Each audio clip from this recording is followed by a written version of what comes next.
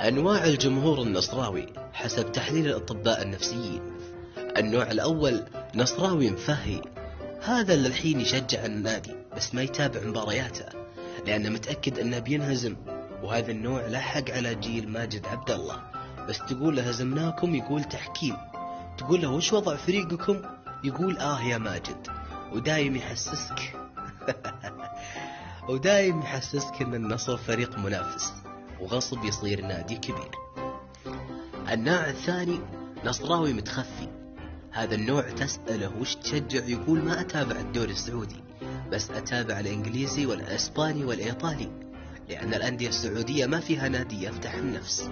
هذا تأكد أنه نصراوي بس مستحي يقول لك. هذا النوع لا تكسى عليه اللي فيه مكفيه. النوع الثالث نصراوي مسكين، هذا النوع مختفي طول السنة بس يطلع إذا انهزم الهلال. هذا النوع اكوه أول بأول ولا تترك له مجال لا يطلع له ريش، لأنه ما يفهم كورة بس سمع من الناس أن الهلال انهزم ويجيك مطفي النور.